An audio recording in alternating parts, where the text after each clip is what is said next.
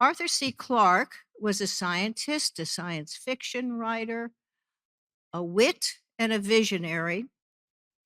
He led with his imagination, coupled with the rigors of science and technology. He did his best work, we're told, while listening to classical music.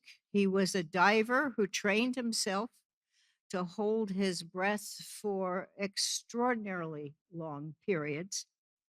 And he dreamed of venturing into space and beyond.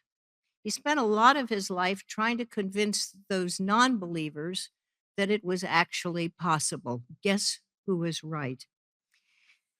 He made a mission to popularize science and worried about the future of planet Earth and those of us who inhabit it. And he warned us to remember that when looking at screens, data is not information, and information is not vision. Wise words, and one that connects us directly to imagination. That Sir Arthur also challenged us, saying, if you want to understand what's possible, it may be necessary to wander a bit into the impossible. That, my friends, describes imagination. The Arthur C. Clarke Foundation's Unleash Imagination, Shape the Future is designed to recognize and promote imagination as a powerful means of deriving fresh and effective approaches for resolving today's and tomorrow's most difficult challenges. Think back to your education, your workplace, and the approaches that we and our leaders take to tackle looming shadows cast on today, as well as on our inheritance to our children and grandchildren. To what extent do we, our young people included, find encouragement to create, innovate, try something new? Or do other values, directly or indirectly, discourage our trying that something new?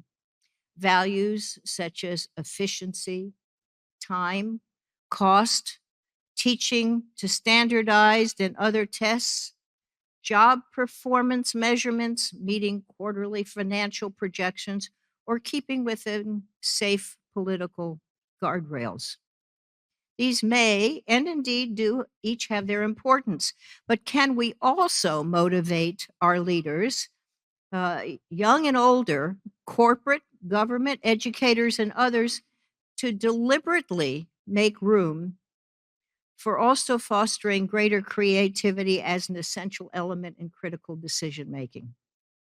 And can we infuse into society a priority on communication and collaboration between generations? The young people often have fresh ideas to be considered, and after all, will provide us with our next wave of leadership. The Clarke Foundation, through your donations, will continue to work to move the needle on imagination forward. Now, let me turn us to what we're here to celebrate and contemplate, our 3 awardees and our Clarke Conversation on Imagination. We're delighted to recognize this year 2 extraordinary individuals and an amazing program mainstay who have made contributions that greatly benefit society. You'll find more about each of them in your programs. And as I mentioned to those at dinner, there is a QR code for those who don't have access to that and those online. You will find that on our website under the program for this evening. In addition, those of you who were here for dinner were able to watch, albeit without much sound tonight, the videoed interviews of each awardee.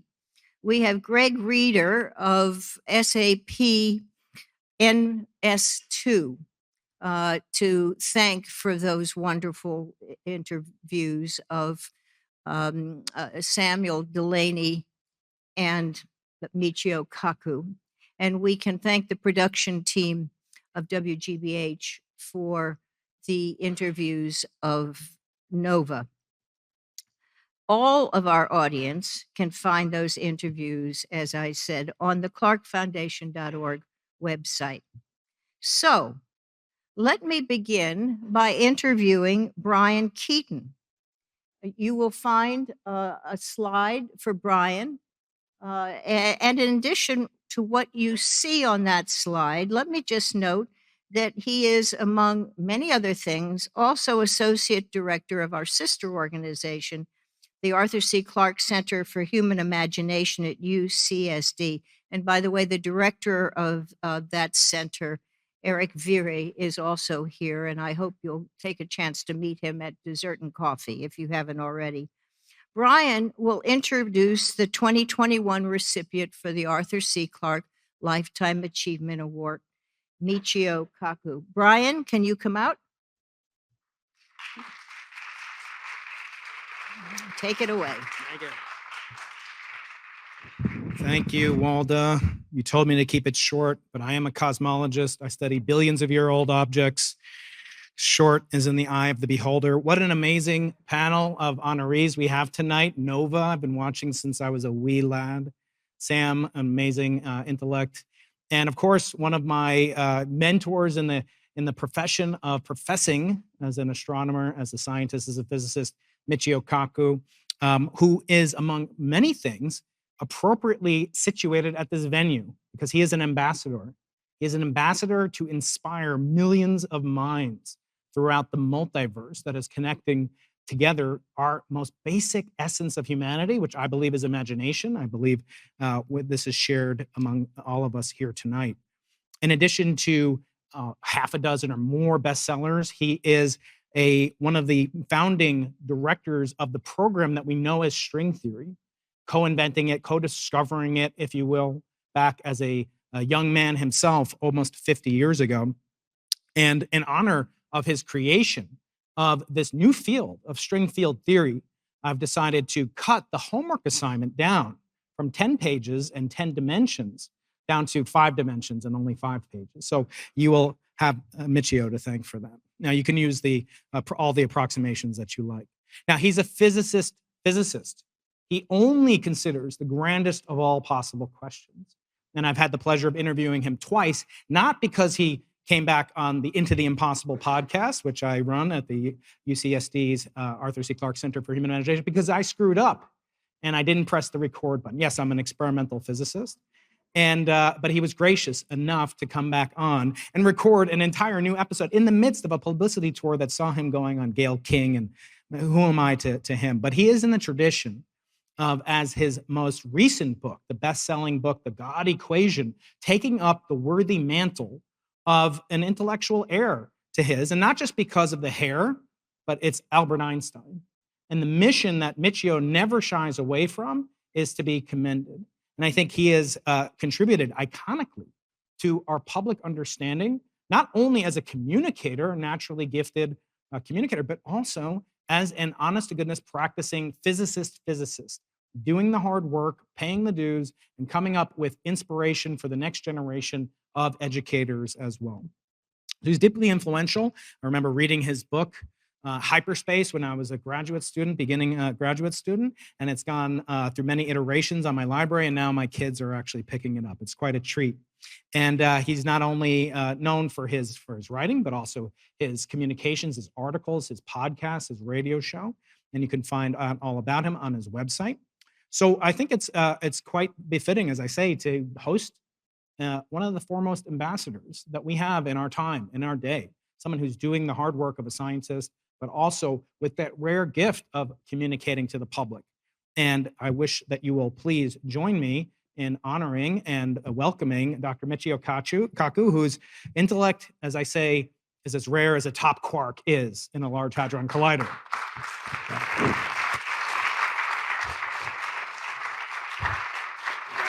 Right. Thank you very much. After such a great introduction, I can't wait to hear the speaker myself.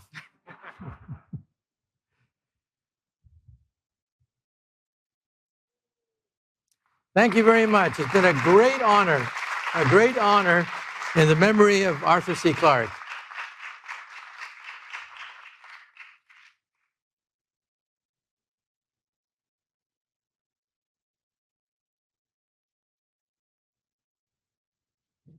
Mhm.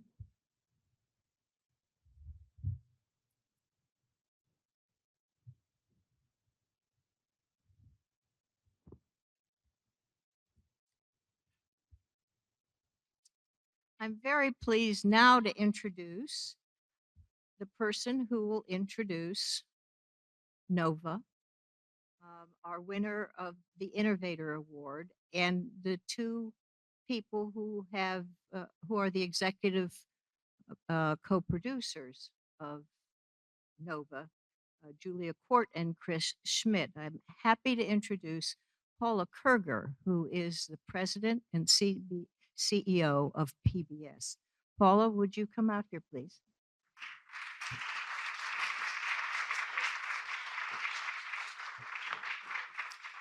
Good evening. What a great night this is. It is so terrific. It's so terrific to be with anyone right now, right?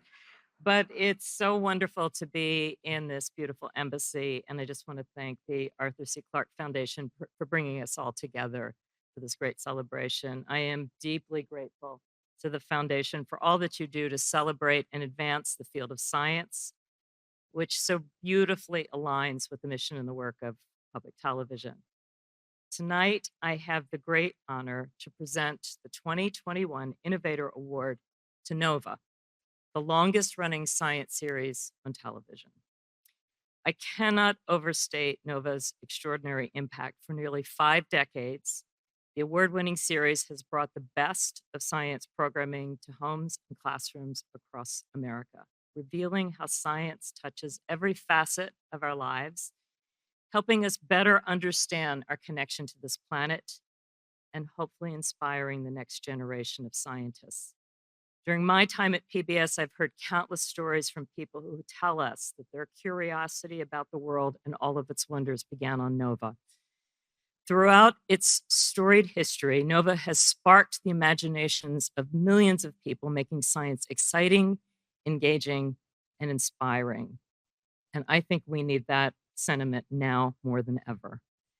They bring the magic of science to people from all backgrounds and walks of life, and they've done extraordinarily important work to reflect and reach diverse communities who haven't historically been represented in the field. When you think about it, there's a beautiful synergy between science and storytelling, because the best science tells a story, helping us translate the world and our place in it, and this is what Nova does so beautifully.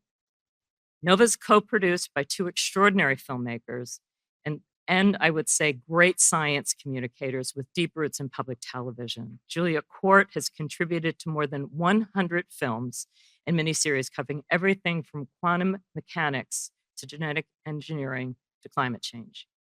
And Chris Schmidt has developed and contributed to groundbreaking films and series such as The Planets, Black Hole Apocalypse, Breaking North America. My date for tonight is Kirk Johnson from the Museum of Natural History is the star of Making North America, and more. Their vast portfolio of work has been recognized with numerous prestigious awards, including Peabody, the News and Documentary Emmys, and the Alfred I. DuPont Columbia Award. We are grateful that they continue to share their talent, passion, and leadership with public television. And speaking as a young girl science geek, Nova was very important to me as a young person growing up. You have no idea how many young people who win the great science prizes and go on to extraordinary careers had their minds opened for the first time by Nova. It is a huge contribution that they have made over the last 50 years, and we look forward to the many contributions they'll make to the next 50 years. I am delighted to present the Sir Arthur Clarke Innovators Award to my colleagues and friends, Julia Cort and Chris Schmidt.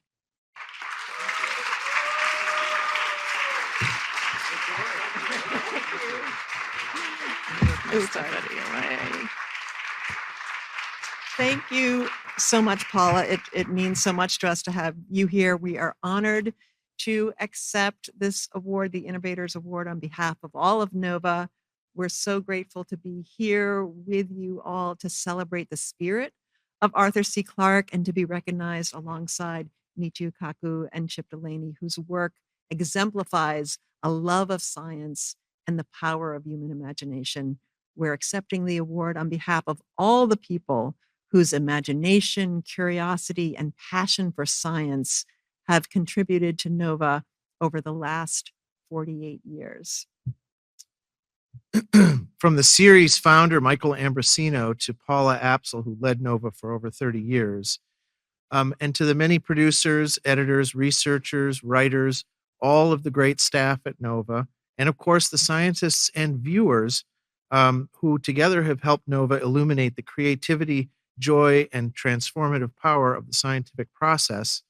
We look forward to continuing this great work, and we would like to thank we couldn't possibly do it without the vision and support of PBS under the inspirational leader of Paula Kerger and our home institution, GBH Boston. We are honored to steward NOVA for the next generation and stoke curiosity and imagination in audiences here and around the world. Thank you so much.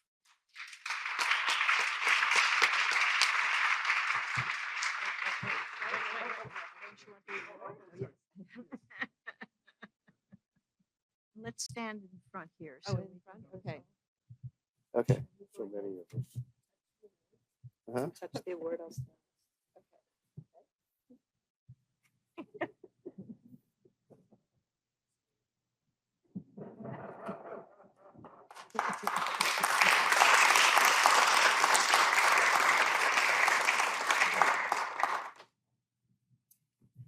Thank you.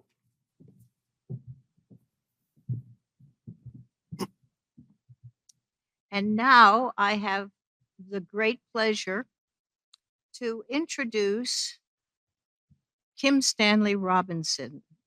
Stan was the 2017 winner of the Imagination and Service to Society Award, the same award that he is presenting to his mentor this evening, Samuel Delany. We're very happy to have him back and very happy to have Chip, as he calls himself, with us to accept this. Stan?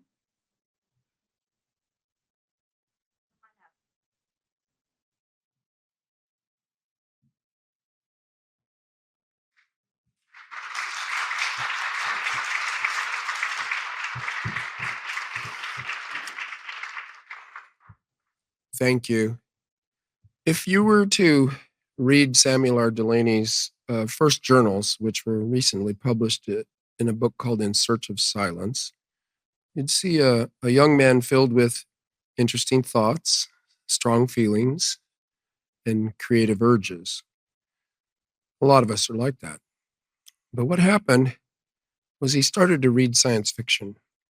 He read writers like Theodore Sturgeon, Alfred Bester, Walter Miller Jr., Kate Wilhelm, Damon Knight, maybe even the spacey and poetical stories of Arthur C. Clarke. I don't know. The effect was like running a bunch of iron filings through a magnetic field. What emerged was a whole artist, coherent to himself and impressive to readers. So in just a few years after that, his novels and stories had launched him into the stratosphere and established him as one of the most talented and important science fiction writers, not only of his own brilliant generation, but in the entire history of science fiction. So that's why we're here. I will not list his many novels and memoirs and books of criticism and commentary now. That would take too long. But I do want to pause briefly to note that his novel Dahlgren, an underground bestseller after its publication in 1975, has emerged in the decades since to become regarded as the great novel of New York City and the great novel of the 1970s. Neither of these are easy topics to pull off in a novel. And combining two such feats of historical imagination in a single, vast, complex, and heartfelt novel makes Dahlgren something special. It's a strong candidate for the mythical great American novel, and for sure, it's a permanent part of American and world literature. So, with that book in his back pocket, he has continued to challenge himself in an ongoing flow of wonderful works, taking a compassionate eye and a sharp political consciousness to affords a uniquely critical but positive, even utopian vision on matters of race, gender, and class, and matters that are too rarely discussed in other books. Life on the street, to which too many are condemned, the life of the body, which all of us are daily absorbed in, and American speech as actually spoken by actual Americans. There's nothing else like what he's done, which in itself is a rare feat. Now, I'm happy to end this celebration on a personal note. Chip Delany was the first writer I ever met at the Clarion Science Fiction Writers Workshop in the summer of 1975.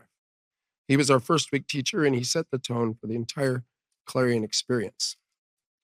He was 33, I was 23. He had recently published Dahlgren, which I had read twice, and I had sold 2 stories, not yet published. I craved his approval and praise, and that's not what I got.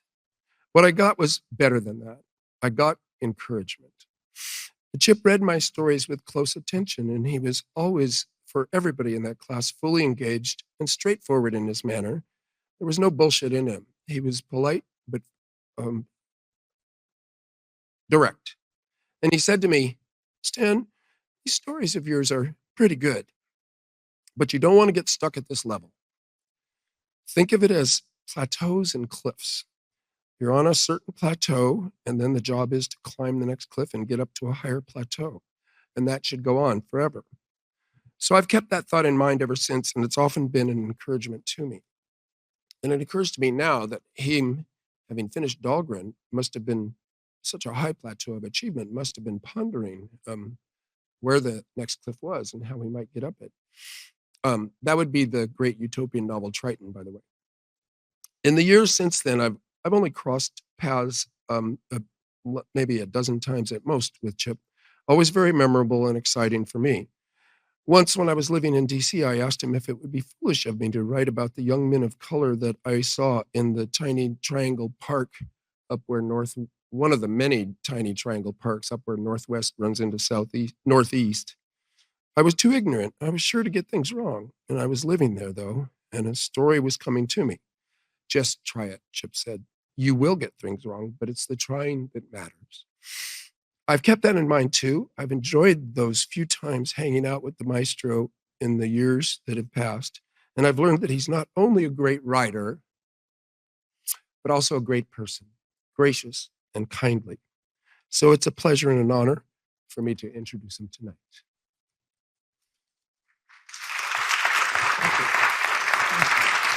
Now you gotta talk. Okay.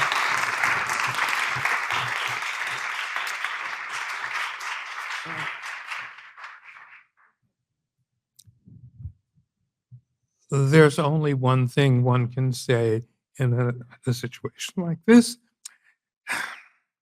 It's thank you. It's rare that one gets an award just for writing. Often it's because you're a lecturer, or you are a teacher, or you're somebody who appears on television. And I have great respect for people like Michio, who is a broad teacher. I'm not. All I do is write and occasionally talk about it to students. And for getting an award for that, I'm really surprised. Thank you.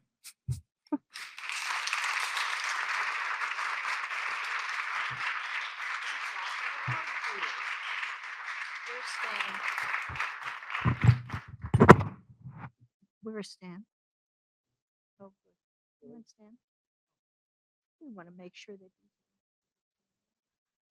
And I'm going to get in front here. 'Cause I'm all-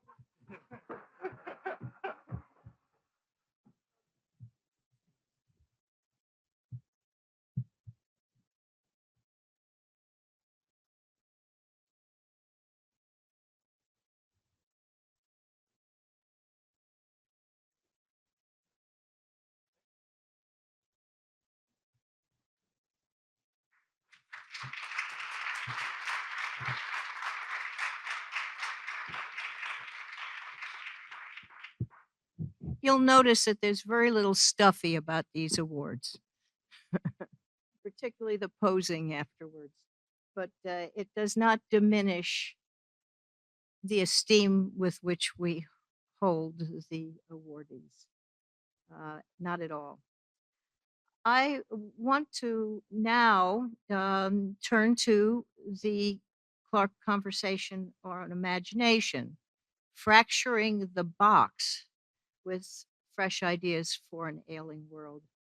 We're very pleased to have as our moderator tonight Steve Scully, former C-SPAN journalist and currently senior VP for the Bipartisan Policy Center. He has come to us fresh from moderating a panel in Pennsylvania that included President Bush. And he has been excited about this evening as well. We can't give him a president, but we can give him some great people here. So with that, let me welcome Steve, and I turn the evening over to you. Good evening, everyone. You know, as I look at this gathering, I'm reminded what President Kennedy once said about the passion and brilliance and intellect in a single room. I feel that way on the stage here tonight. The last time that happened was when Thomas Jefferson dined alone. So I am humbled to be here with so many terrific people. Imagination. I mean, it really is, it's one of those words that just conjures up so many different thoughts and memories and ideas. So, Julie, I'm going to begin with you and imagine the future, not 100 or 1,000 years from now, but the next 40 to 50 years. What do you see? Well, I think a lot about what we're going to discover, because that's a lot of the stories that we tell is all about what has science revealed about the universe, the world, the environment, ourselves. And we were just, well, I've been at NOVA for about 30 years, and thinking about all the things that we have discovered, that the collective we and scientists have discovered in the last 30 years, some of it could have been imagined, but so much of it could not have been imagined. If you think about dark energy and the acceleration of the universe, who could have imagined that? And I think the most interesting things about the next 50 years are things that have not been imagined and that we will imagine.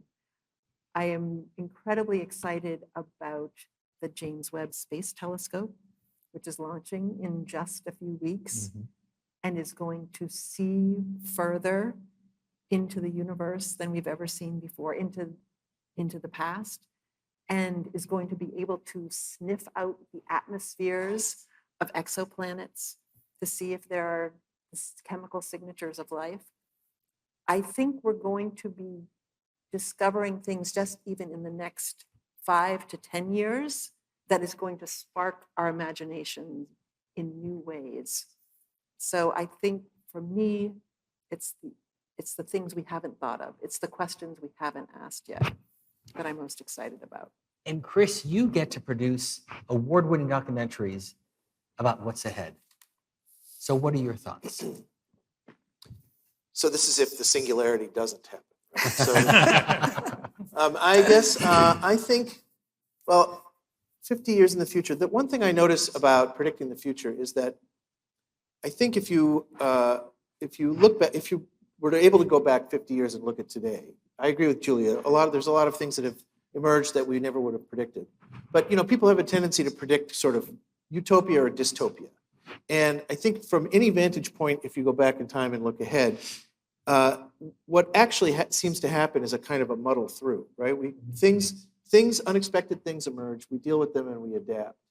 So the real question to me about predicting the future is you have to decide if you're on the optimist or the pessimist side of things. I'm a natural optimist. And so I assume that in 50 years, if I were alive or if I'm alive in 50 years, I will be of a mind that I am today, which is I would not want to live 50 years earlier. So I do believe that there will be sort of betterness in general, not dramatic betterness, but there will be betterness in many ways. But in terms of like what Julia was talking about with discoveries, I'll give two predictions of discoveries. I'm just undercutting my entire previous argument because I'm going to make two predictions. One of them is that I was thinking about technology when you said 50 years. So I think technology will become largely invisible and will become more and more part of us in ways that we think we can kind of imagine now, but we can't probably really imagine the extent of that. And the other big thing I think will happen is that I think that maybe with the James Webb Telescope, we'll find evidence of life someplace else. And that will be so incredibly important because if you think about it, physics and chemistry operate by principles and laws that we can define.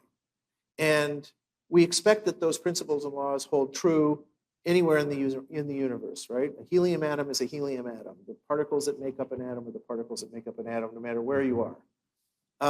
We assume that the speed of light is constant throughout the universe, that the laws of gravity, Einstein's general theory works throughout the universe.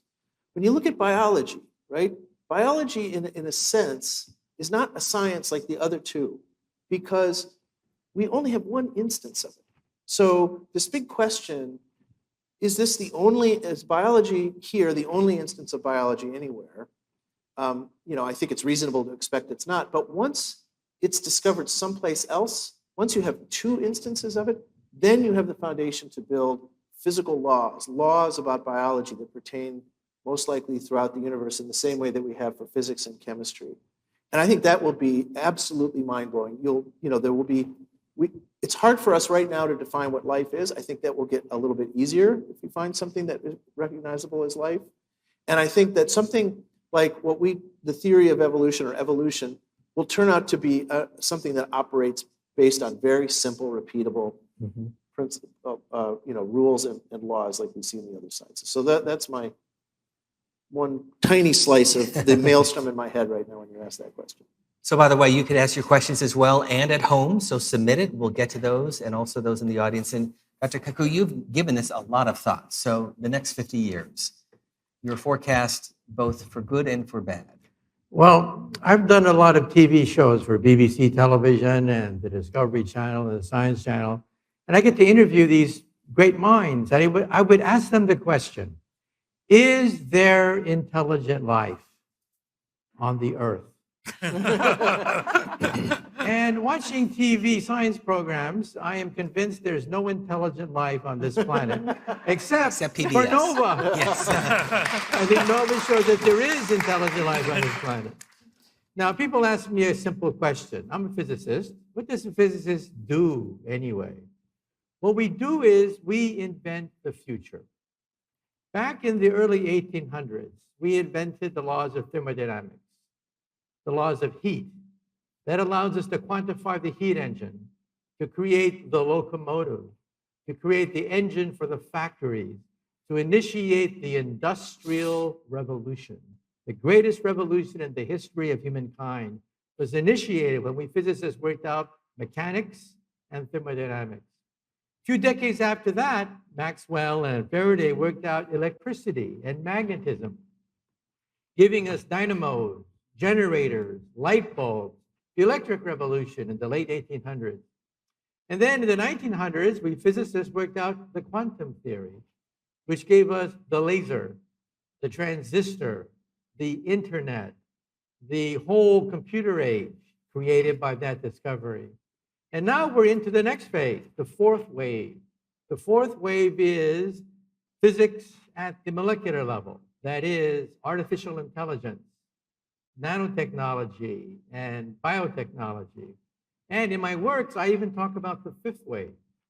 The fifth wave we won't see for several more decades, perhaps by the mid-century or the late 21st century. The fifth wave is physics at the atomic level, meaning, first of all, fusion power. Even though fusion power has been oversold, we will turn on the first fusion reactor in 3 years, we think, in southern France. And by mid-century, we may have commercial fusion reactors. Second, quantum computers. Silicon Valley will become a rust belt. We'll have unemployment, perhaps, in Silicon Valley because the age of silicon is coming to a close. We're going to go from silicon power to quantum computers because we're going to have transistors the size of atoms. At that point, silicon is unstable.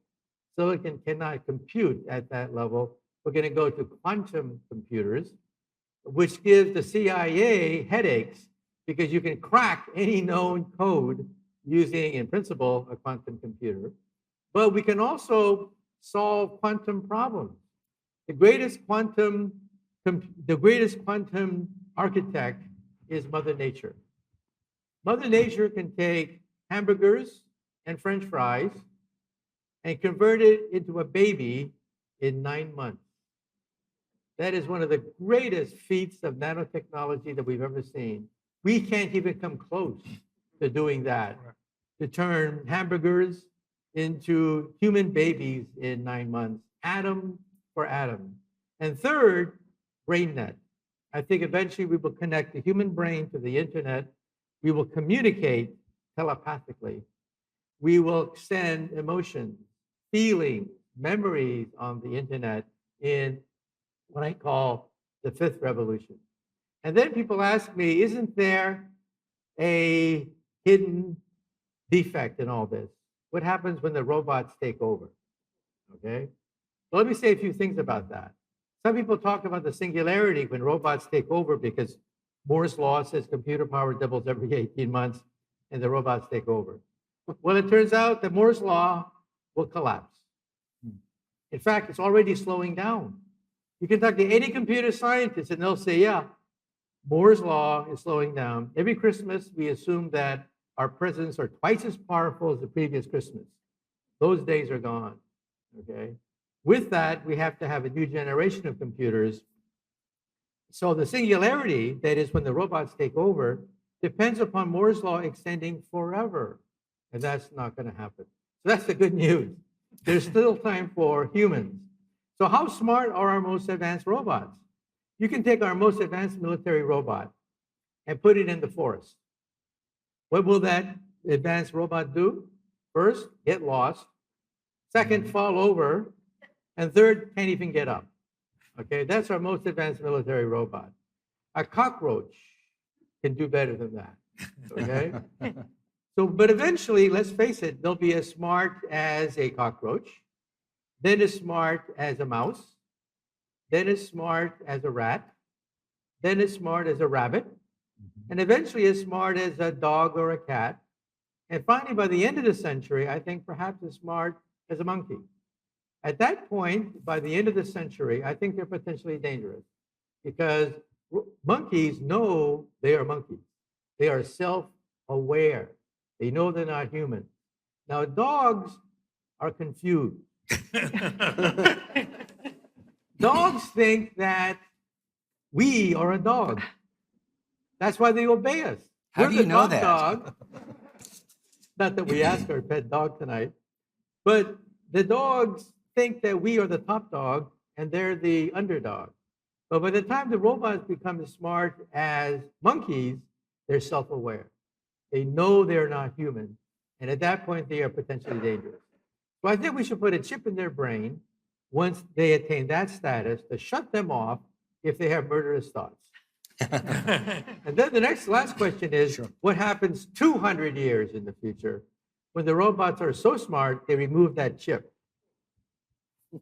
At that point, I think we're in deep doo-doo. At that point, I think we should merge with them.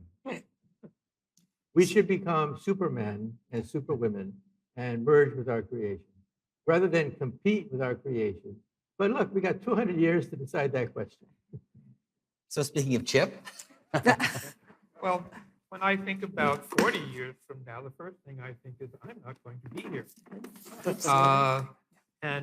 It doesn't bother me particularly. I'm perfectly happy with that. When I think about dogs, there's a wonderful little book that years ago when I was a professor before I had retired that I used to teach and have great fun with. And that's Virginia Woolf's little book, Flush, which is a biography of the Cocker Spaniel that was owned by Elizabeth Barrett Browning and Robert Browning. And it's her attempt to write a book about from the point of view of a dog. She does a very good job. She did a very good job in about 1937, which leads me back to the thing that I thought we were going to talk about, and I think we are. We're talking about imagination, and I remember, what is imagination basically? Well, if you were an imaginative kid, this is the experience I think all imaginative kids have, is adults tell you, why are you lying like that? Imaginative kids are the kids who tell lies. That's the first way imagination manifests itself. You tell lies. I had an imaginary friend named Octopus, and I would, anytime anybody did anything wrong, I'd say, Octopus did it. Drove my dad crazy. And eventually he got so angry he decided to murder my imaginary friend. Threw it in the garbage pit. There's Octopus. But an imagination bothers most people. The guy who is most concerned with being the successful businessman, which was my dad, is the one who is most, why can't you just tell the truth and be normal like everybody? Why do you have to have an imaginary friend? But the thing is, of course, as soon as my imaginary friend was murdered, I got another one. His name, which I had never heard before, I read it. I had no idea what it is. I read it in a comic book, in a story, and his name was Wolverine. And he was my imaginary friend for the next 10 years, well before Marvel ever thought about having a character like that. And I'm very glad I have it. It made life a lot easier. Finally, I learned how to make a little bit of money from telling lies like that, which is, I think, is a much more, it's a smaller thing than the wonderful and great visions that Michio is thinking about. But I think that's one of the things that imagination does. We learn how to tell lies in a culturally acceptable way. I had two imaginary friends. There you go. Sadie, Octopus? Sadie and Oomph. There you go. Yeah. How long did they live? They're still here right alive. now. So Julia talked about the Webb telescope, and it is so fascinating because what you do at NOVA is you tell a story. So for you, Chris, first, what are the great untold stories that still spark your curiosity, your imagination? For Nova, like potential Nova stories? Yes, Yeah. and for you personally. Oh boy. Let's see.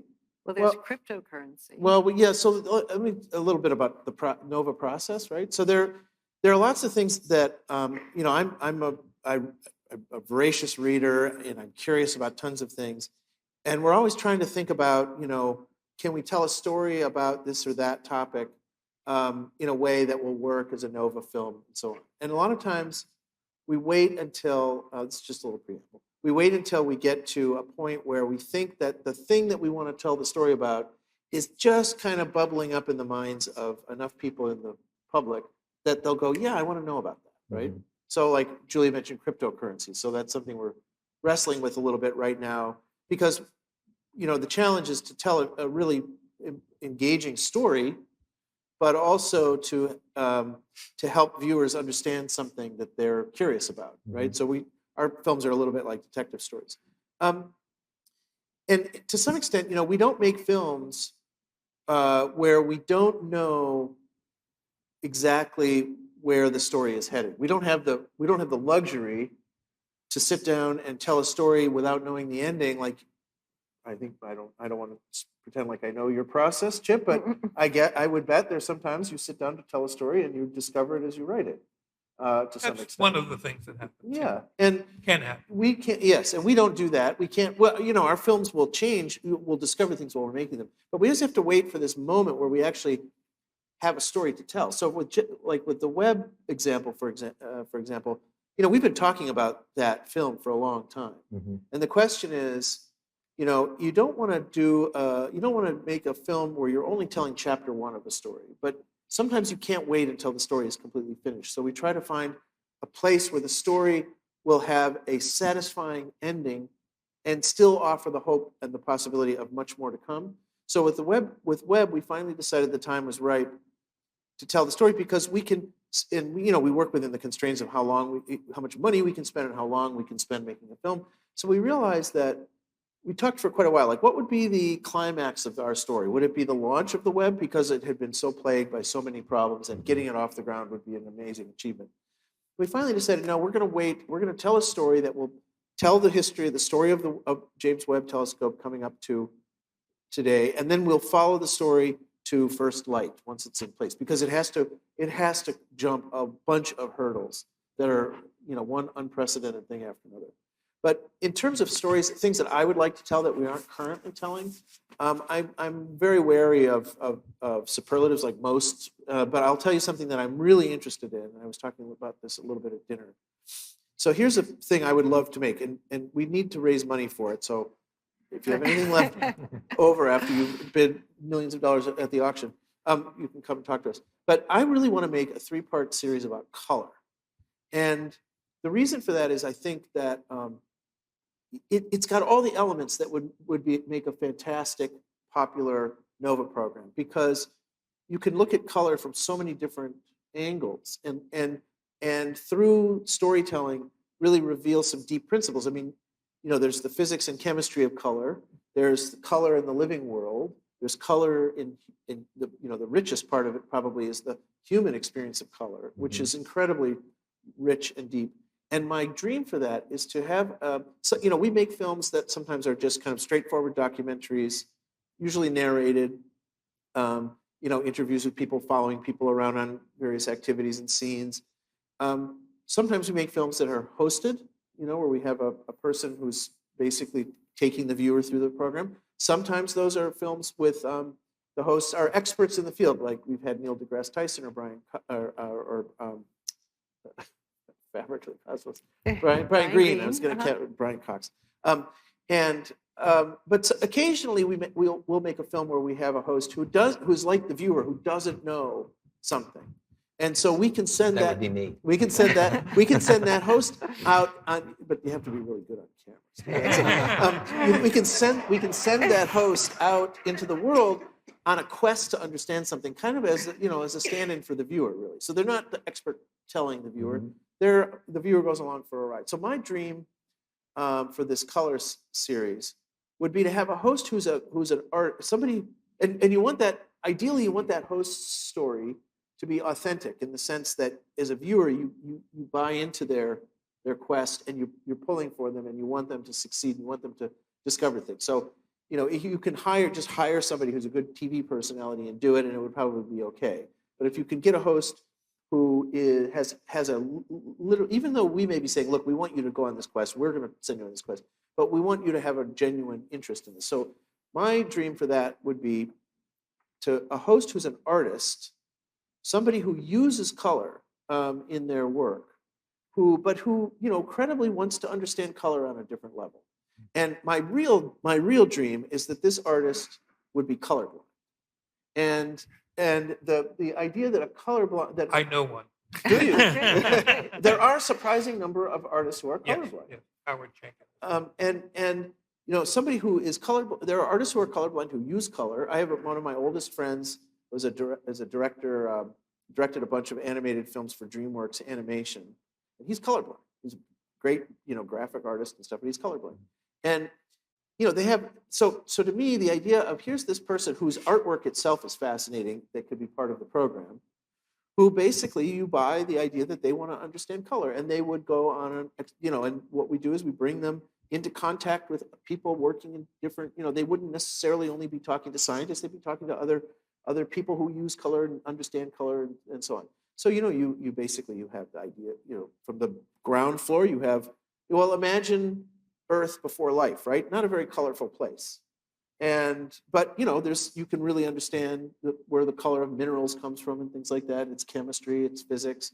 Now you bring in the living world, and you've got a whole new palette of colors, and color doing different things, right? Color as a means of communication. Color,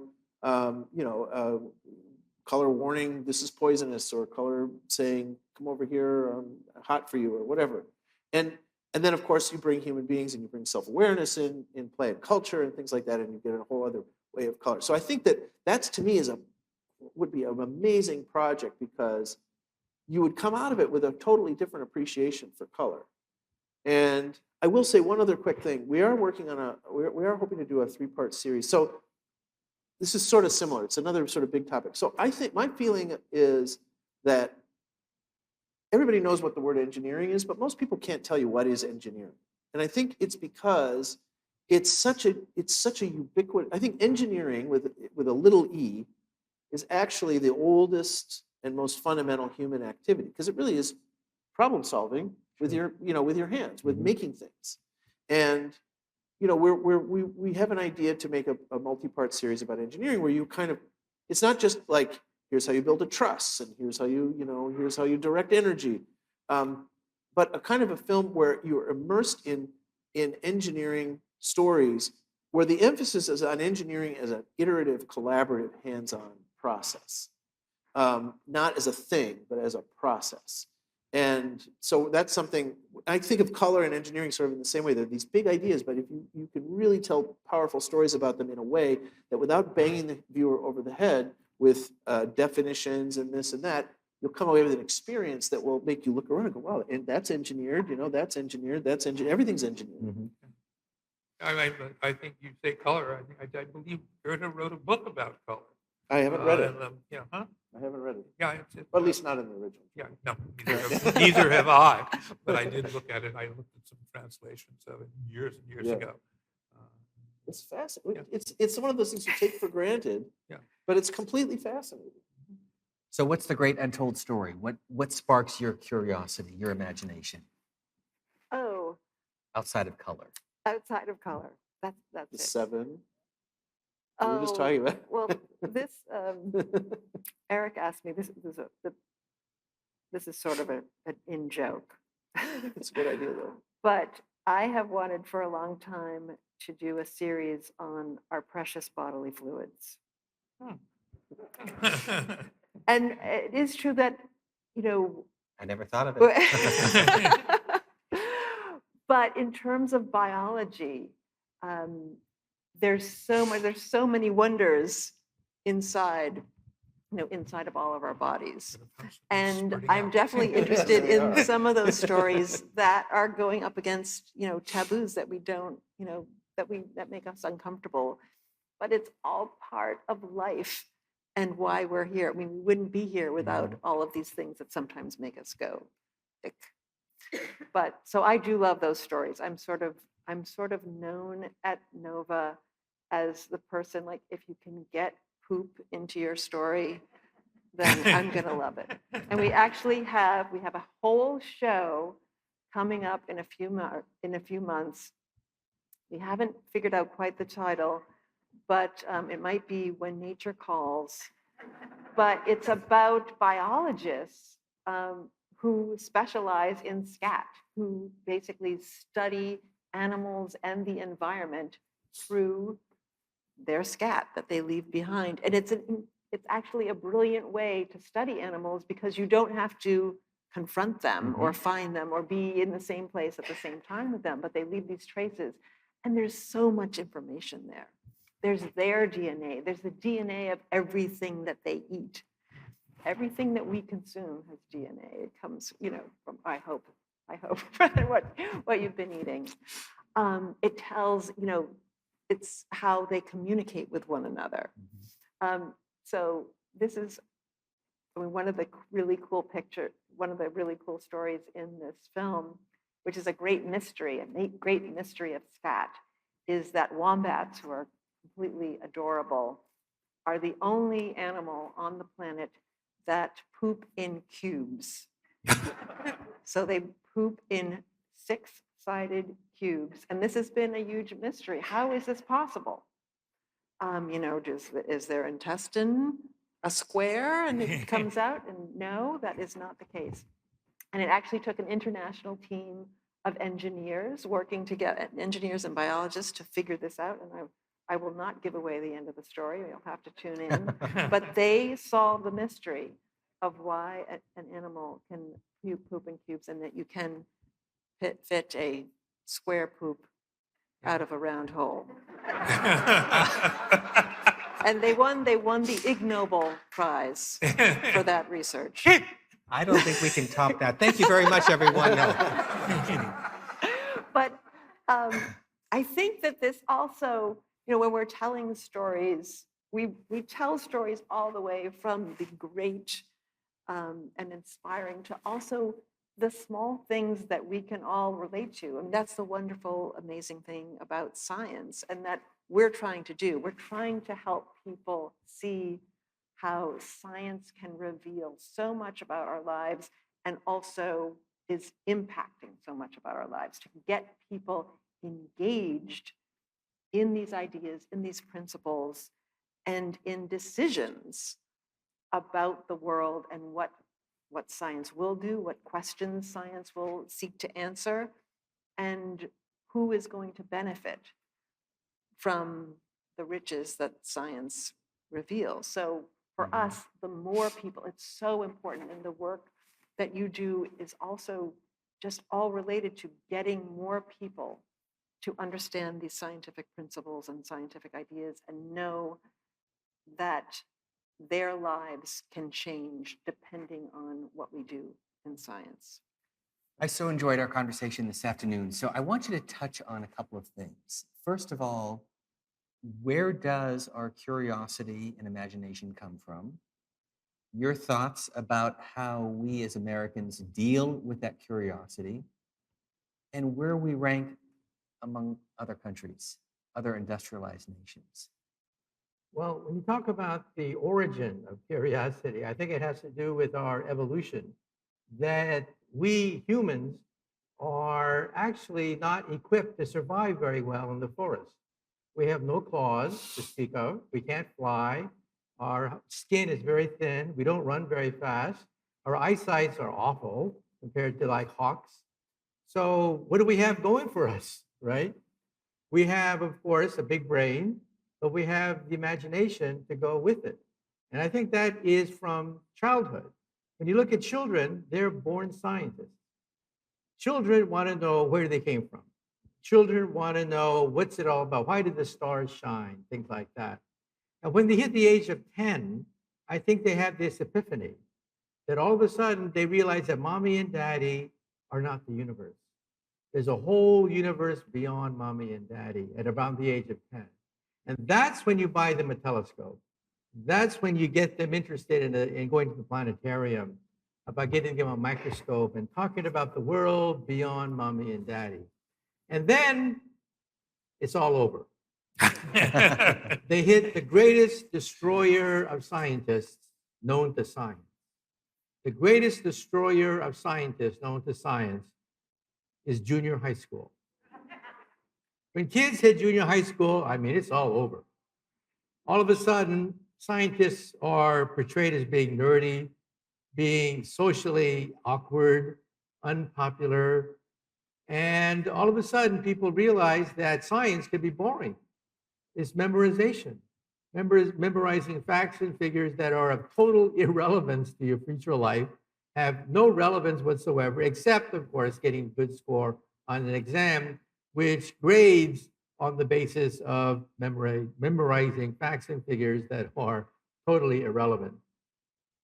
So I think we have to reach kids at about that age, okay? Now, what reaches kids about that age? Comic books, for example. And what's the hottest thing in comic books these days? It's the multiverse. Okay? Kids come up to me and want to know about the multiverse. Why? Because the Avengers live in the multiverse. And then you can begin to talk about quantum mechanics with kids. You can begin to tell them that an electron can be two places at the same time. How's that possible? Well, we don't know. But that's the reason why we have lasers. That's the reason why we have transistors. That's the reason why we have computers. The internet, the whole thing about the computer revolution is based on one idea, that the electron can be two places at the same time, okay? And how do you deal with that? Well, one way, of course, is the way that most modern physicists deal with it. The universe splits in half. In one universe, the electron went to the left. In another universe, the electron went to the right. And that could also, of course, affect life as we know it. You put a cat in a box, connect the cat to a gun, connect the gun to uranium, and uranium is a quantum mechanical device. So whether it fires or not determines whether or not the cat is dead or alive. And then, of course, people ask me the big question. Is Elvis Presley still alive in a parallel universe? And the answer is, well, yeah. There could be another parallel universe where Elvis Presley is still alive. And then the next question is, why can't you talk to him? Why can't you meet this other universe of ours? Okay? And the answer is that we have decohered from that other universe. We no longer vibrate in unison with that other universe where Elvis Presley is still alive. And therefore, it's very difficult to talk to Elvis Presley as a consequence. Steve Weinberg, the Nobel laureate, likes to tell this story.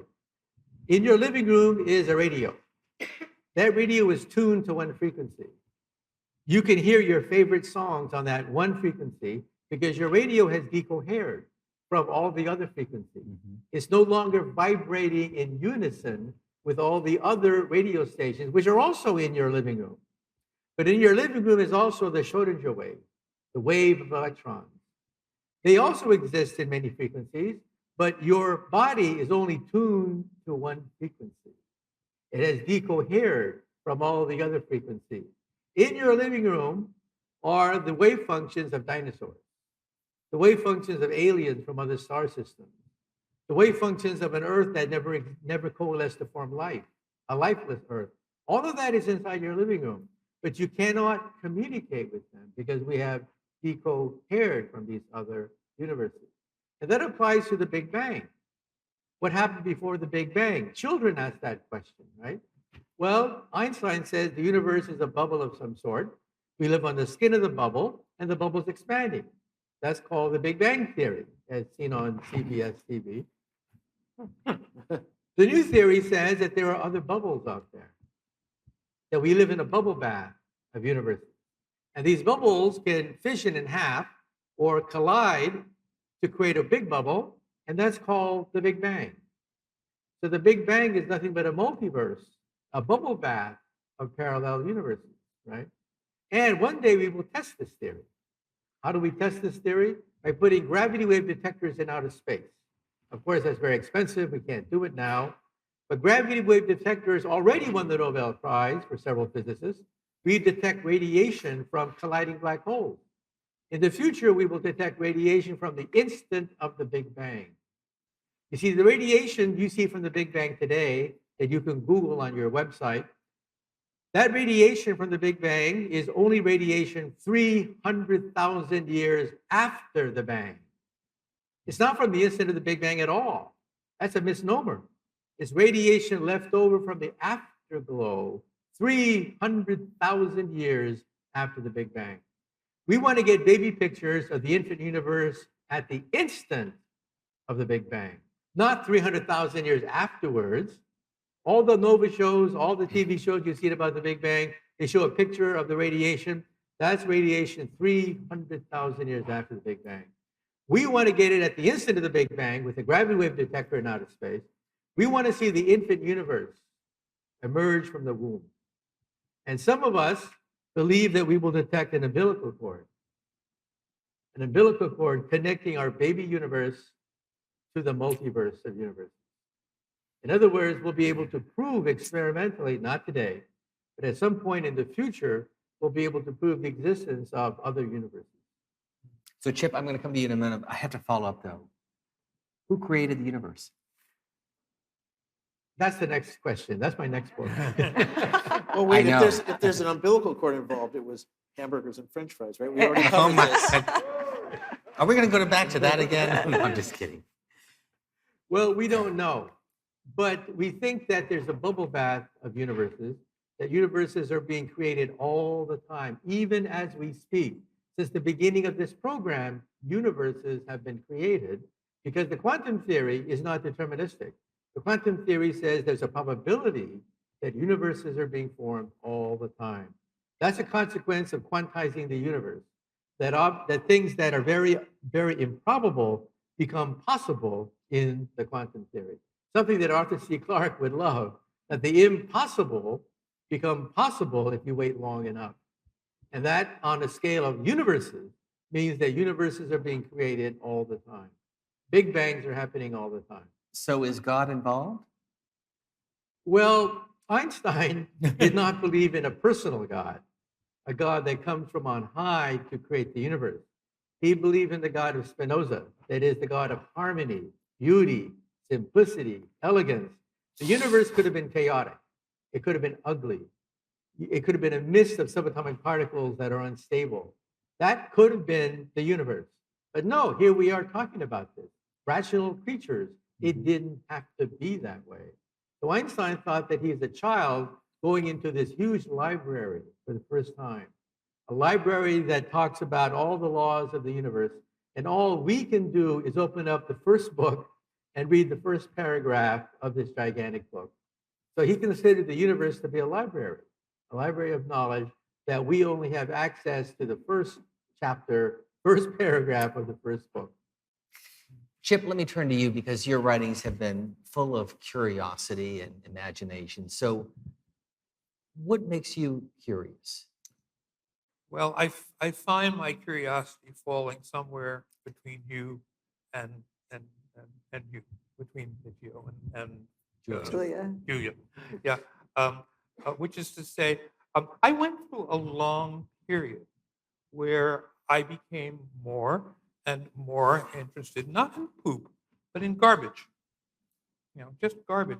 You learn, you learn an amazing amount by looking through the garbage. And I mean, anthropology, as we know it, is basically the study of garbage today. I mean, physical anthropology, at least historical anthropology.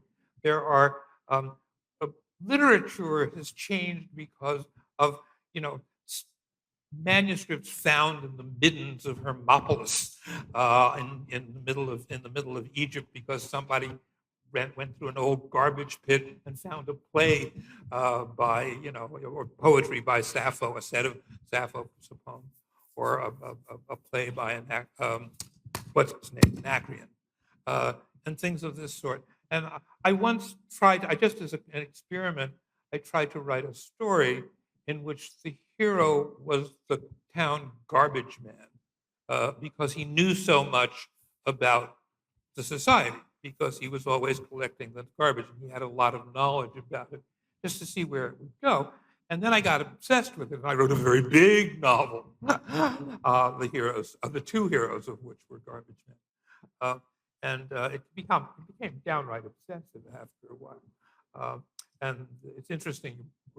And the other thing it was about was Spinoza. So, but these ideas can be both fun, and they can also be. They also can lead to a lot of things that are upsetting, and they can also lead to a lot of things that are fascinating.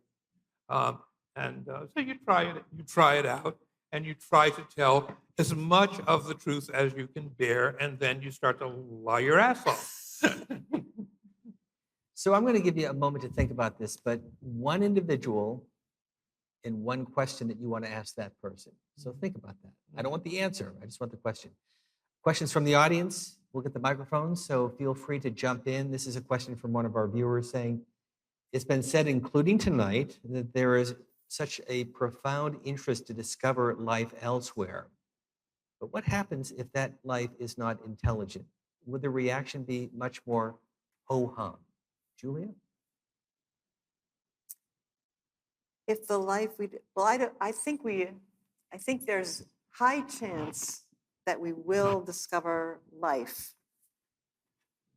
in my lifetime. You believe that? I think there's a good chance that we will discover life beyond Earth in my lifetime. And you're only 25, so you have a long life ahead. I did admit I've been at NOVA for 30 years, so, but thank you. My math was never good.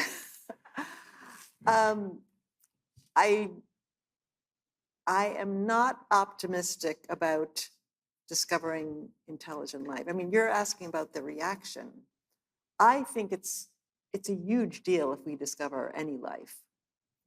I think, we're thinking a lot about timing. I mean, it's a very long universe.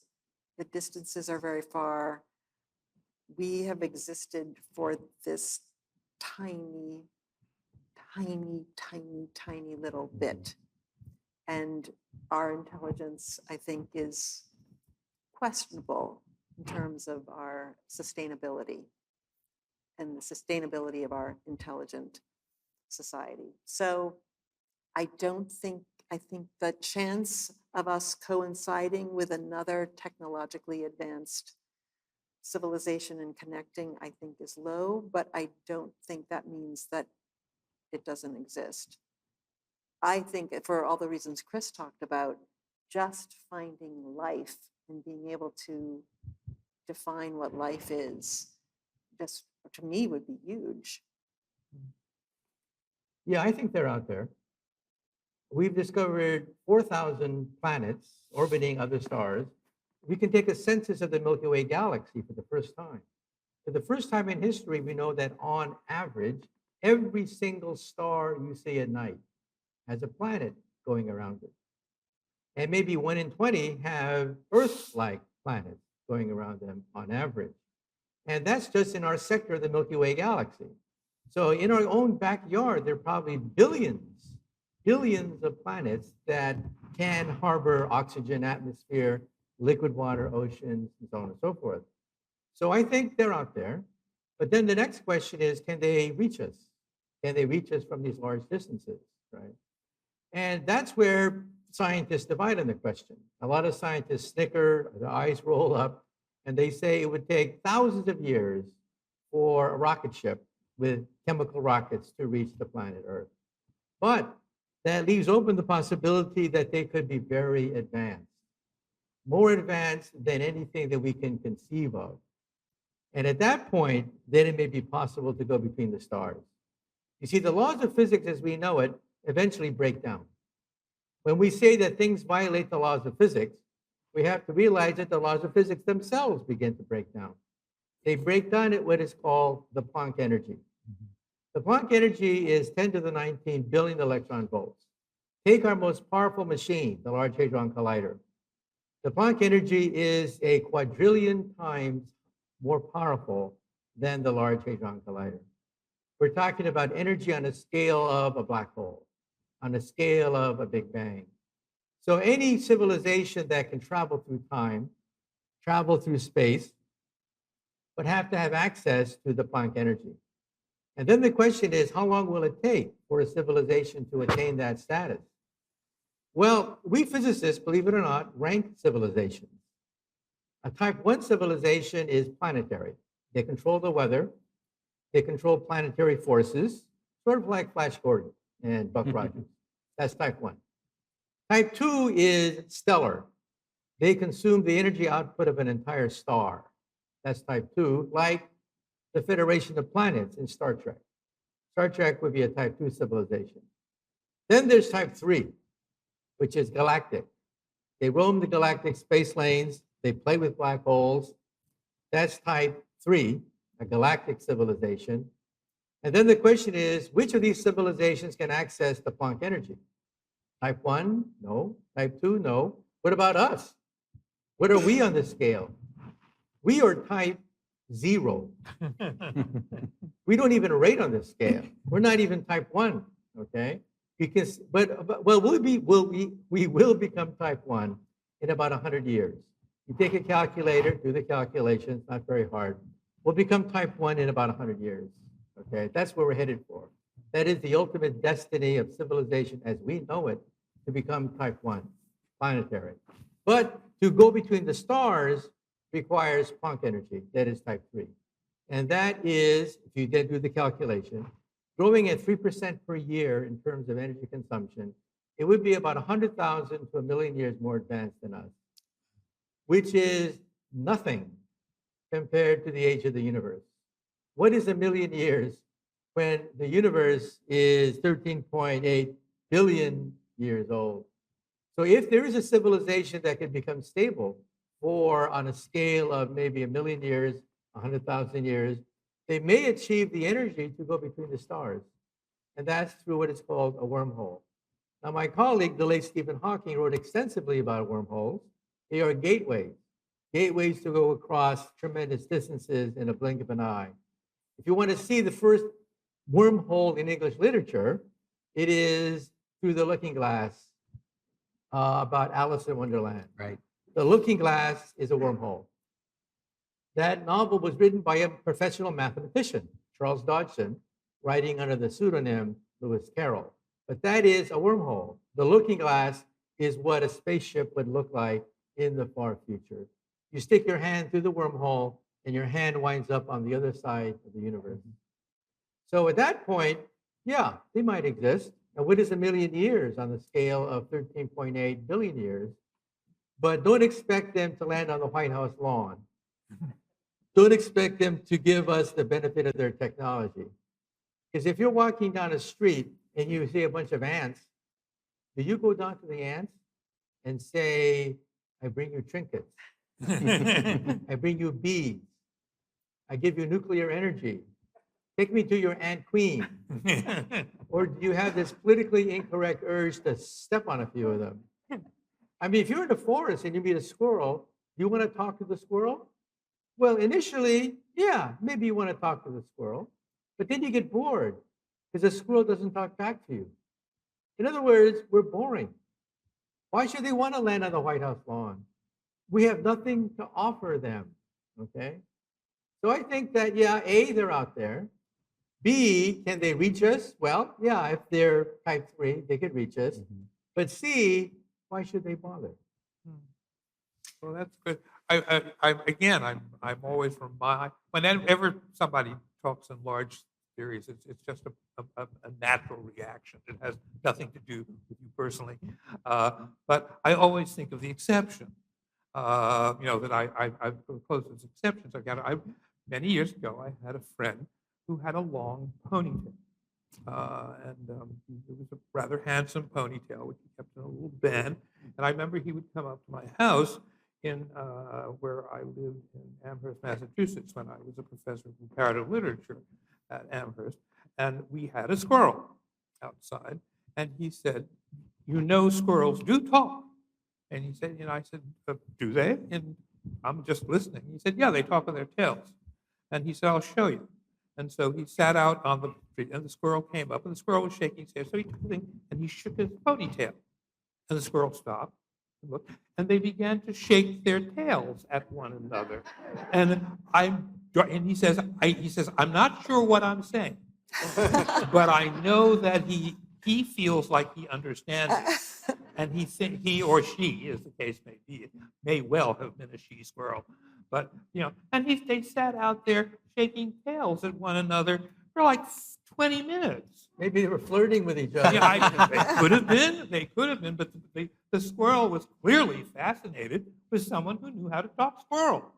And as I said, I watched this with my own eyes. And I still remember it. And it comes back to me when you say squirrels don't talk and they're boring. I did get tired after about 20 minutes. So maybe because but I wanted more. I did want to find, and if there was and if I could figure out an operational way of getting further than we got just in, with Bert sitting there going. Well, the squirrel probably got hungry. Yeah, well, no, the squirrel was willing. The squirrel was willing to spend a lot more. Bert got bored first.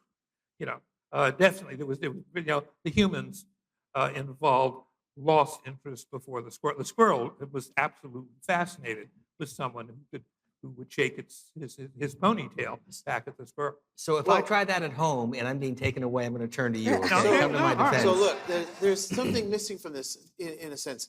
So yeah, let's say we're the ants, right?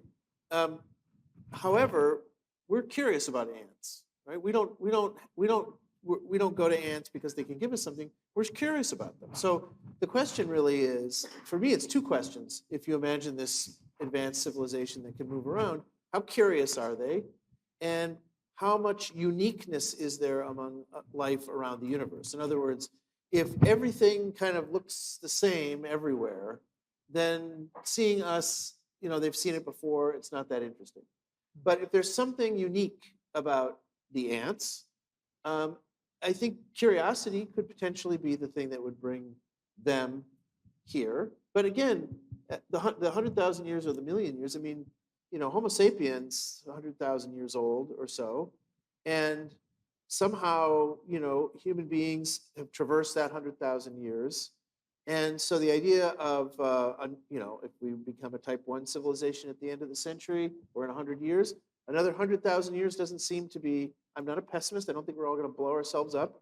I think we're really good at adapting to things. Maybe slightly too late, but we still somehow do it. And another 100,000 years seems completely plausible. And so, I agree. I just think that and by the way, the question about what if the life is not intelligent, there's a big difference between intelligence and technological. I mean, there could be look, human beings intelligent, presumably for human beings or Homo sapiens, Neanderthals, whatever, hundreds of thousands of years with culture and art and things like that. No technology, just what we think of as modern technology, that's just like a blip, a recent little eruption in our history. So, and there are arguably other intelligent animals on this planet. Squirrels? Yeah. I hadn't thought about squirrels, but One of the things that Michio said at the beginning, and I think he snuck it in and I think it's very important. And I agree, is that so far we have not developed intelligent life. We've come close. We can see what intelligence might be. But I don't think we're concerned. Intelligence comes when you're concerned with the proper things. And there is so much we are not concerned with, like garbage. I mean, garbage is one of the big problems that we have as a species right now. Packaging is a huge, existential problem that may destroy the planet. And things like that. And we do need to sort of, we have smarts, but we don't necessarily have intelligence. We have an ability to control and tell stories and in where we are looking. But intelligence starts with look in the proper direction. The proper direction may be down at the grass, or it may be in the garbage, in the garbage bin, or it may be up in the sky. I have found, back in 1986, I was at Cornell as a fellow at the Andrew D. White House, and the New York Times published a fascinating photograph on the front of the science section. It was the first photograph of chlorine atoms. It was an actual photograph of it. I cut it out and hung it on the blackboard, saying, "Hey guys, you can now see the damn things. We've been talking about them. We've been talking about them since Democritus. These acuttable things that a little while ago we discovered, came apart quite spectacularly, releasing lots of energy. But now we have actually seen the darn things in salt crystals. And, and this is a kind of the fact that somebody had actually taken a picture of them so that people could now look at them. They could be published in a black and white photograph on the front page of a section of the Times. I thought was a real step. And so as I said, nobody ever mentioned the fact that there was this photograph now of atoms on the thing. But I think that things like that were important. I don't know whether what I'm doing is more intelligent than anybody else. I don't think. I suspect it's not. But I do think it's probably worthwhile putting some thought into where it would be useful to put some of the smarts that we definitely have. We can, because of all the technical things we can do. We can make iPhones. One of the least effective pieces of technology that is it's very good, but it doesn't compete with landlines. It doesn't. We're still dropping calls and things like that. And the fact that we do slip backwards and things like that, I think is also kind of interesting. I'm the guy who wrote in the last century the problem. I wrote this in a Village Voice article in the 90s. I said, Dr. Du Bois said that the problem of the 20th century was going to be the color line. Well, Samuel Delany says that the problem of the 21st century is going to be misinformation. How did I know? Okay, so lightning round, and then we'll get your question. So stand up with the microphone. I believe, again, a historical figure, who you'd want to ask and what the question would be. Julia, who would that be? Not a speech, just a person and a question. I'm going to say, because this relates to the very first NOVA that I worked on, which is about how the pyramids were built. So I would like to be able to interview the engineer to get he or she to explain how all the details of how they built the pyramids. I want to make sure I can film it too. Okay. Good one. What was the last? That I can film it. Oh, you can film Yes. it. Okay. I think we will start to digitize people within the next few years. William Shatner, just last week it was announced that he's being digitized. That is, he's being interviewed for 4 days, asked thousands of questions about his life, his early years, memories, whatever. A software computer program then chops it up, puts it in logical sequence so that you can ask William Shatner any question you want. And a holographic image will emerge that will talk back to you. And I think that's going to be the future of how we will talk to our descendants. That historically, our ancestors left only 2 lines in a book in a church, summarizing their entire life. The day they were born and the day they died. And that is the history of your ancestors. In the future, your credit card transactions, your digital fingerprint, Instagram photographs, your diaries, everything will be digitized if you want. And a holographic image will emerge that looks like you, talks like you, but is immortal. So I think digital immortality is coming very soon. First steps have already been taken. And this means that you will be able to talk to your great-great-great-great-great-grandkids, not yet born, and they will be able to talk to their great-great-great-great-great ancestor who died, centuries ago, because we will have digital immortality, and it's coming sooner than you think. I would love to talk to Einstein. I think very soon someone will digitize everything known about him, his records, his letters, his interviews. His whole archives is in Israel right now. And it's being, of course, sorted through. Eventually it'll be digitized. Somebody will put a holographic image next to it. And I think that's the library of the future. When kids write a biography of Winston Churchill, they will talk to Winston Churchill, because someone will have digitized everything known about Winston Churchill, put it in a narrative form so that you can talk to it. So I think we will also become immortal. Digital immortality is coming very soon. There's a company in Silicon Valley already offering for a price to digitize your digital signature, everything known about you. In the future, it'll be put in human form so that people can talk to you. And I think that's how we might even explore the universe. I think that digital information is pure digital. Well, we can put it on a laser beam and shoot it to the moon. In 1 second, you're on the moon. No booster rockets, no accidents, no cosmic rays to worry about. In 15 minutes, you're on Mars. In 4 years, you're on the stars. I call this laser porting, and I think this is by far the most efficient way to explore the galaxy using technology that's maybe only 100 years more advanced than the technology today, to explore the universe as a light beam, to be digitized, put on a light beam, shot throughout the galaxy.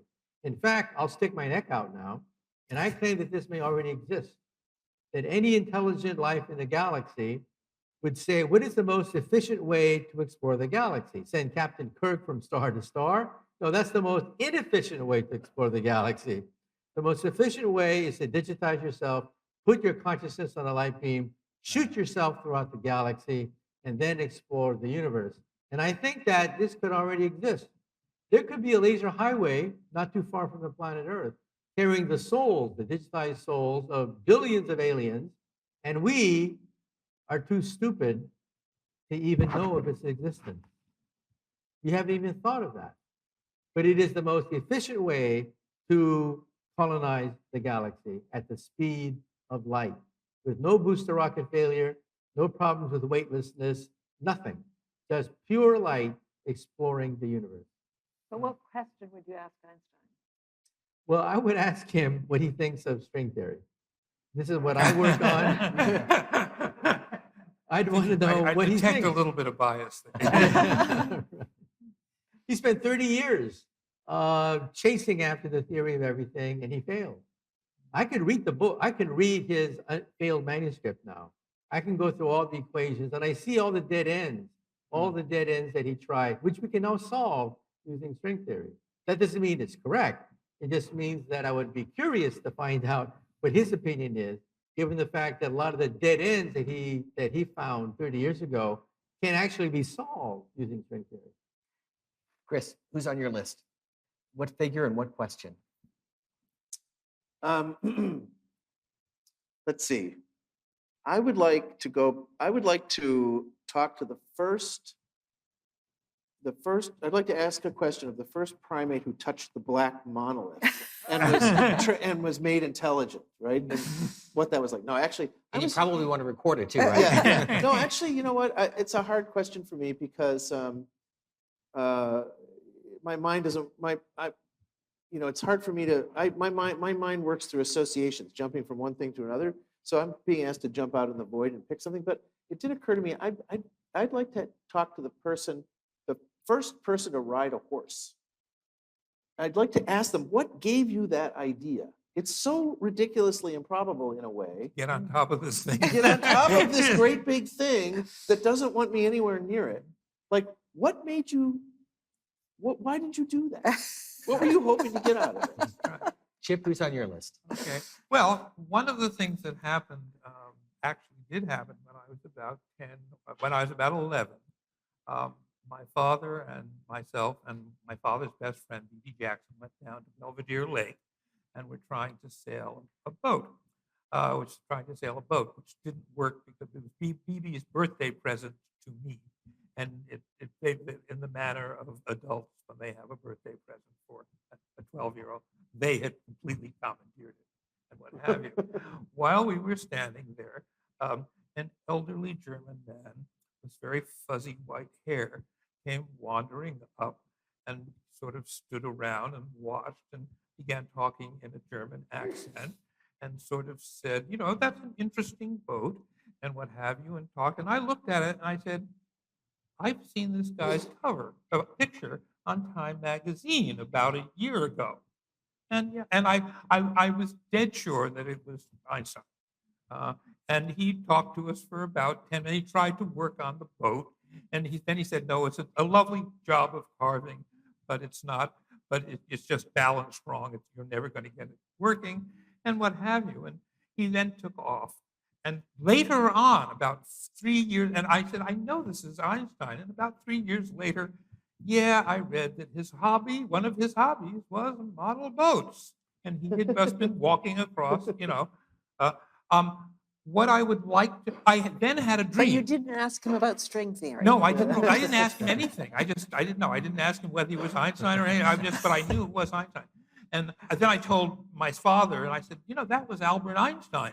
And they said, no.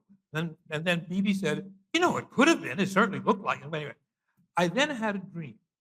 And the dream was that Einstein, I met Einstein. He was standing in our living room, and he explained everything to me. Wow. Absolutely everything. And I thought, how great. I would love, if I ever met, I'd like to meet him. And I'd like to say, could you explain that to me one more time? Aren't dreams great? Yeah. Okay, couple final questions. First of all, Julia, this is for you. Outside of NOVA, how do you make science more interesting to students? Outside of NOVA? Because you're so interested. I'm sorry. How do you make science more interesting to students outside of the program you do at NOVA? Well, I think what we're doing with NOVA and what great teachers do is engage students. We do it through storytelling, but I think great teachers do the same thing. They engage students in storytelling. We know that people learn and retain the most when the more of their brain is engaged. So that includes, sight and sound and touch and emotion. So I think really doing things, again, not memorizing a lot of big words or a lot of facts, but really engaged in doing things, doing experiments, observing the world, asking questions, and helping students, follow their own questions and find answers. So actually doing science rather than talking about it. And Chris, could you do what you're doing without WGBH? Well, I spent most of my No. I spent most of my career as a freelance filmmaker, and I've been at GBH and NOVA for 10 years, but I made films for NOVA as a filmmaker. So NOVA couldn't do what it's doing without GBH. And certainly And PBS. and PBS, certainly the value system, the value proposition of PBS, and GBH is really one of the founding stations of the network. The value proposition is that it's not, in some ways, it's not different than the value proposition of a commercial network like Discovery Channel or whatever. Both are trying to engage an audience, but they have different purposes, right? So I heard, I don't know if it's apocryphal or not, that when Nixon signed the law that established the public broadcasting service, one of the reasons he wanted to do it was because the commercial networks that were all kind of monolithic top-down networks were all after him, and that he liked the idea of a grassroots member station organization that wouldn't be controlled by any one kind of political force. And so whether that's true or not, that is really the great strength of that system that we're in. It's not, as I said, monolithic, controlled by a big corporate entity. It's controlled by all the member stations in a way. And the proposition is we want to engage the viewers, not because when I was doing shows for Discovery Channel and others, I used to kind of joke that our job was really, in the programming we were making, our job was really to kind of deliver the viewer to the commercial. That was all we were really trying to do. We were trying to wrap bubble pack around the viewer in terms of fun content, and then just bring them to the commercial for the advertisers. What we're doing and what NOVA does and PBS and GBH make possible for us to do is to try to have that same kind of engagement with the viewer, but the only purpose we have is for the edification and the entertainment and the betterment of the viewer, not for any other entity. And so there's only one, like, just like life, we've only got one instance of life on Earth. We only have one instance of public broadcasting in the United States. And so to that extent, what we do would not exist in the way that it is, for sure, without that system. So let me conclude, and any one of you can take this question, and it is one of the questions we got from the public as well, is how do you spark imagination among adults? Because we get so set in our ways, we get so focused on our jobs or career. How do you spark imagination? You're fine. Well, I think that you have people who are passionate, who they themselves are excited and enthusiastic and curious, and people who can communicate how that joy that we all have as children.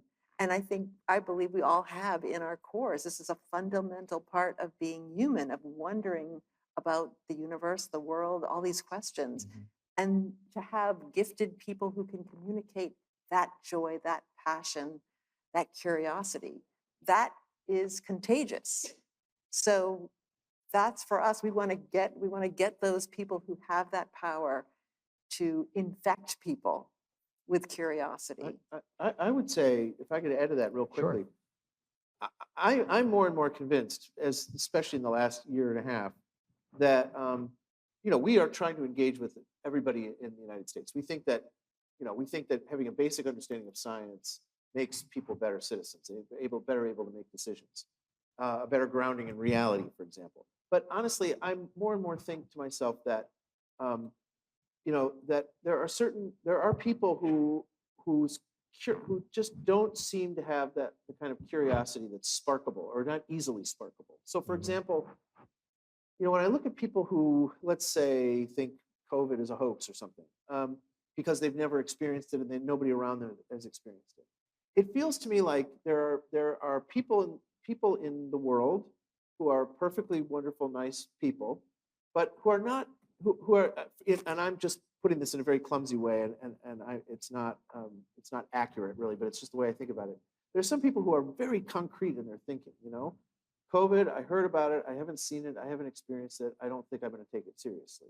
And then there are people who naturally are abstract thinkers, who say, well, then, they'll follow a train of thought in a way that they're perfectly comfortable being in an imagined world that they haven't actually visited themselves. I can imagine that this disease could get me. I could imagine that it could get somebody that I know, even though it hasn't happened. I could imagine.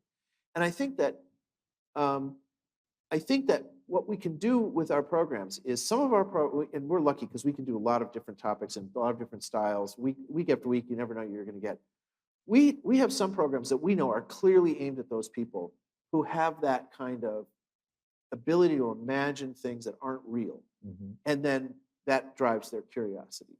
But at the same time, we are making programs that are very concrete. That the job really isn't so much to spark people's curiosity; it's to arm them with useful knowledge that they can take with them, maybe communicate to people that are around them. Things like if we make a film about climate change, we don't say, oh, climate change, human beings are bad, we're all destroying the planet. We'll say, like, you've heard these scientists talking about this thing called climate change. What are they looking at? And you can kind of follow. You're asking the questions. We ask the questions, and we can put in front of people something that's very concrete. We can say, look at that. We don't deny, nobody argues about that thing. And then we ask the questions, and we try to bring, using the story, telling a good story, we try to bring them along for the ride. So I think that sparking curiosity and through it's imagination and curiosity go together. It's a noble thing to try to do, but I don't think that if that is our only measure of success with our product, that we're really succeeding, because there's a need to serve people who are not. That's just not the way they tick. That's the way I think about it. I want to give you a minute to conclude because you're standing in the way of dessert, but please. Imagination among adults. You get the last word. Well, I like to think in terms of evolution. Like 100,000 years ago, we were hunter-gatherers in the forest. What did we do at the campfire? What did we do after the hunt? Okay? Well, we told stories. Stories about, oh, we captured that mammoth. Oh, we almost got that saber-toothed tiger, whatever. We would talk about stories. Next, we talk about the future. What are we going to do tomorrow? Now, that separates us from the animals. Let's do an experiment. Go home tonight and talk to your dog about tomorrow. No, it's something everyone can do. And Go the home squirrel tonight comes in. If and you have talk a to your dog. Along with dog the squirrel. about tomorrow. Okay? Dogs do not understand tomorrow. Animals do not understand tomorrow. This is what the prefrontal cortex is all about. It's a time machine. We do something that the animals cannot. We imagine the future, which animals cannot do because they live in the present. They live in instinct. We cannot survive on instinct because we have no claws. We don't fly. Our eyesights are awful. We can't hear very well. Smelling, we can't smell with crap. So the point is that what we have that animals don't have is the imagination of the future, which is what the prefrontal cortex is all about. Just one thing that was coming through. I needless to say, I find this all fascinating. But one of the things that I hear a lot is you guys are trying to normalize this thing. You're trying to talk about it, And how to inspire kids? It's very easy. It's forbidden.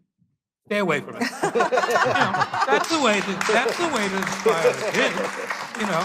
Stay away from it. You don't want to deal with this. It's slightly dangerous. Sometimes it's even fun. Don't think about that. That's the way to inspire the kids. You have been a great audience, and you have all rightly deserved the Clarke Award. So thank you very much. And we'll turn to Walda for the final word. Thank you. Thank you. Thank you so much. Thank you so much. Thank you very much. Very glad you're doing Um, it. I think it was Arthur C. Clarke said that if there is intelligent life in the universe, it scares me to death. If there isn't intelligent life in the universe, it scares me to death. So let's hope that we at least have we can create intelligent life here through our imaginations and inspire the children as well as the adults. Listen, I want to thank you. We've got a few things we're going to do here, and I ask you to stay seated for a few minutes. One of them is a surprise in that there is somebody who has made this and so many of these affairs possible for 13 years, who has kept the Arthur C. Clarke Foundation going and growing, and who is terribly uncomfortable in getting attention. But she has decided that she's going to explore whether there's just a little bit of life beyond the Arthur C. Clarke Foundation, and is going to be retiring. She'll stay on the board for a year as our executive director at the end of this year. So the Clarke board decided that we couldn't just let that pass. And I would ask Tim if you would come up here, and Joe, if you could bring Monica out here.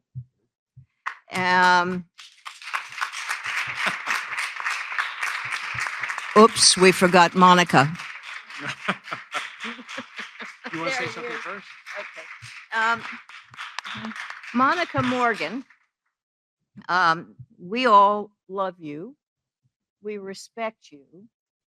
And we have something special for you, but it's going to arrive at your house at some time because we didn't have you to make sure that it was delivered here. However, it is a crystal vase that has etched in it. And do you want to read this, Tim? Well, again, because we thought of it late, we didn't have much time to be very creative with it. I think we needed Chip or maybe Stan to help us, but it simply says, with deepest appreciation, Monica Morgan, for extraordinary contributions to the Arthur C. Clarke Foundation and the journey of imagination. You should see it by the end of the week. So, We also needed something that would fit on the vase. okay. So just let me personally say to somebody who has become a dear friend and a valued colleague, we spar sometimes, but we end up in the same place because we can imagine what we want to have happen. Thank you.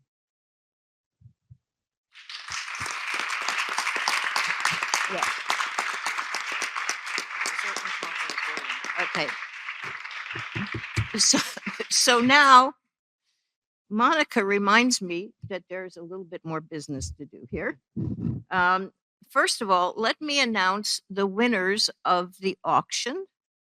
And when this is over, I've got a few more people and others to thank. But when this is over, Tim will be out by the desk where you checked in to take your money and to give you your winnings. The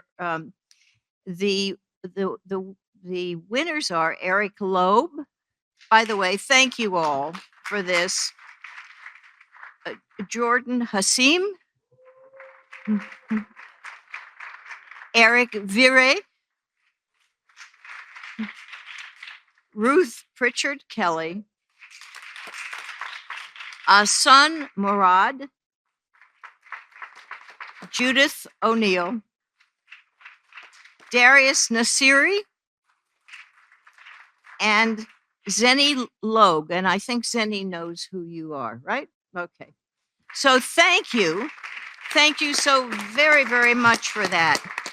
Now, I also want to thank a number of people here who I hope that there is a slide for this, Monica. Okay. Because I left my information under the desk back there. But I want to thank all of our program partners who have helped put this together, and you will find them in your program that you will get. I want to thank each of our sponsors. And Monica, do we have a slide for that? There we go. If we can go through these, Google, which has been a mainstay donator for us, Hughes, an EchoStar company, which has also been responsible for the beautiful logo and all of the things that are printed here in the sign. Go ahead, Monica. Eutelsat, Iridium, Optimal, Internet Society, Salesforce, the Honorable Diana Dugan, the not so Honorable Walter Roseman, Stacy Swan, Penguin Random House, who also donated the books and is the publisher of our two authors here. And thank you for being table sponsors as well. And then Edward and Debbie Horowitz, Flying Colors, OneWeb, and a number of our board members, Ruth Pritchard Kelly, Joe Brovman, Tim Logue, Michael Nelson, Charlie Schott, and Vincent Walesko. Thank you for your sponsorship and contributions. They will go to a very good cause. Yes, and I also want to thank Mintz and SES Satellite Company. Now, there are a number of people who I'd also like to thank who have labored in the field. I've mentioned Monica. I would like to also thank Constance Chatfield Taylor back there, who's a member of our board and also the founder of Flying Colors and her team. And she does this, and they do this year after year, including those wonderful videos that you'll be watching if you haven't already. I'd like to thank all of our volunteers. If you would stand up if you're in here, just so we can see you. This is not a rookie team. Thank you. They know what they're doing. Thank you so much. We'd like to thank the French Embassy, who's been very kind, and our caterer that has been, I would say, prepared extraordinary meals and appetizers for us. And our board of directors. Would the members of the board who are here please stand up? Who? Yes. Thank you. And not least, I'd like to thank our wonderful photographer who's also helped us with marketing and other things, and become a friend, Holly Russell. Holly, would you just stand up? And there is one group of people that I have not thanked who are incredibly important, and that's you. Thank you for gracing us with your presence and with your interest and with your curiosity. And I say that to those of you who are in this room and who are still watching virtually. And of course, thank you to our awardees and our moderator and those who have introduced our awardees. What an extraordinary group of people, and what an extraordinary program NOVA is. So thank you very much. And now,